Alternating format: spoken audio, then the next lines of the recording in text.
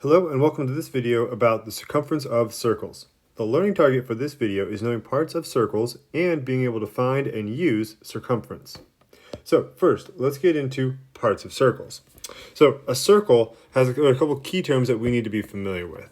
So the first one is radius. And what the radius is, it is any line from the center of a circle to the edge, or to the, we'll call it edge. We'll put some quotes around it because circles don't really have edges. So we have our circle right here. We find a point that's the center of it, and then that right there is a radius. This is also a radius. This is also a radius. It's worth noting that every single one of these radii, which is how we say the plural of radius, is equal to one another. All right. Now, the next word that we need to be familiar with here is diameter. Diameter. All right. So diameter, that is any line from side to side that goes through the center of your circle. So if we were to say go from, let's say, here to here, as long as it cuts through the center of our circle, that is considered a diameter, which we'll abbreviate as D sometimes. Now, I want you to take a second and think about this. What's that relationship between a diameter and, there we go, a radius? Well, if we stare at it for long enough, perhaps you'll realize that the diameter is equal to 2 times your radius. So if our radius is, let's just say 5, the diameter for that circle is going to be 10. All right? Or if our radius is 7, our diameter is going to be 14. And then if we want to, we can also invert it the other way around. The radius is half your diameter. All right? So if we have the diameter is equal to, let's say, 22. We know that the radius is going to be half of that, so the radius will be 11. All right. The final piece of vocabulary that we need to talk about is the word circumference itself. So circumference. All right, let's just underline those. Circumference, this is circle perimeter. That's just the best way to think about it. It is the length of the line of the edge of your circle. So here, because circles don't really have sides, vertices, edges, we have some slightly different vocabulary. Because with other shapes, we tend to describe them by how many, sides they have or how many angles they make or something like that. But circles are much softer. So circumference is kind of like the edge of your circle. It's the side. So technically, if we go to the radius, a better definition would be any line from the center to the circumference. Diameter, any line from two ends of the circumference that goes through the center. But anyways, those are our parts of the circle. Now, we have to talk about this thing called pi. All right. What we're going to realize, and I have more videos that go into more detail about this, but pi, it is a ratio. Looks like radio. Let's say ratio. Pi is a ratio within a circle. All right. Pi is equal to the circumference divided by the diameter. And what people realize is regardless of how big your circle was, this ratio seemed to exist everywhere. And what we do is we have a special letter for it. So we use, this is the Greek letter for pi. It's just 2 lines and the kind of little curvy part on top. And then what we do is we estimate this to be 3.14.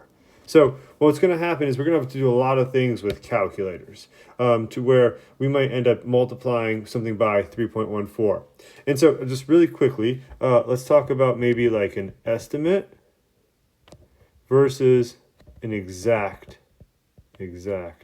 answer. So an estimate is where you are going to use 3.14. 3.14. There we go. An exact answer, on the other hand, though, is where our answer might have the letter, the letter pi in it. All right. Now we'll work with this a little bit later, but I just kind of want to, throw this out there right now. Finally, let's look at some examples. So when it comes to finding the circumference, we have a couple of formulas. So there are two formulas that we need to know.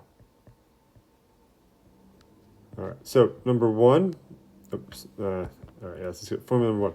All right, circumference is equal to 2 pi r, or circumference is equal to pi times your diameter. All right, so what we want to do is just work with whatever we're given, okay? And so now for this one, let's say that we are going to estimate our answer. So let's find the circumference using pi is equal to 3.14. All right, so in the first problem, let's say that our radius is equal to 2.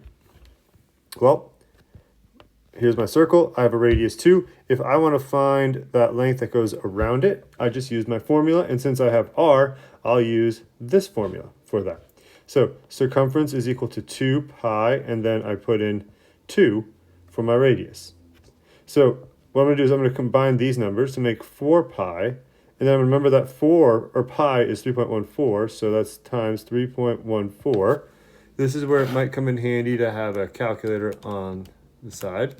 And we get this is equal to 12.56. There we go. We found the circumference. And that's it. And so now circumference, it's not an area, it's a length. So we'll just say units. All right. Now let's say in another example, we're given a diameter. Let's go with a different color here. So we're given a diameter. D is equal to, let's go 20. That's too boring. Let's go with 30. All right, let's have some fun with it. It's a big circle. All right, well, so what that means is that our circle, or whoops, not what I wanted to do. There you go, do that. Oh, nope, there we go. Okay, the diameter going across the center of my circle is 30. Since I'm given the diameter, I'll just use this formula right here. So circumference is equal to pi times my diameter, which is going to be equal to 3.14, substituting that for pi, and then my diameter is 30. Use my calculator, 3.14 times 30, and that gives me 94.2 units. And there we go. That's how we find the circumference. Now, the last thing we need to talk about is using the circumference. So in this case, our goal is to find either the radius or the diameter. So let's say in one example, we were told that the circumference of a circle is equal to 31.4 units. Find the radius. All right, well, what I'm going to do is go back to using my formulas. So circumference is equal to 2 pi r. I'm going to start plugging some things in. So 31.4, that's my circumference, is equal to 2 pi and then r. Actually, let me get rid of pi. Let me make this 3.14 and times that by r. So 31.4 is equal to 6.28 times r. Do 31.4 divide by 6.28, and r is equal to 5 units, whatever those units happen to be. All right. Yeah, I can do the same thing if I have a circumference, if I'm given the diameter. So let's say in the second one, I am told that my circumference is equal to 50.24. Find the diameter. I do the same thing, except this time I'm going to use my formula for diameter. So circumference is equal to pi times diameter. 50.25 is equal to 3.14 times d. Divide both sides by 3.14, and your diameter is going to equal 16. And so 16 units. And there we go. And then if I want to, cut that in half, realize that the radius is equal to 8 units. So that is our stuff about circles. All right. It boils down to knowing a couple of key vocabulary terms. So kind of knowing what the radius, the diameter, and circumference are. And then it also boils down to making sure we are familiar with our two formulas. We know that the circumference is either equal to 2 pi r or pi times diameter. Use whatever makes more sense based off of what you have been given or what you are trying to find. Good luck with your homework or practice, and let me know if you have any questions.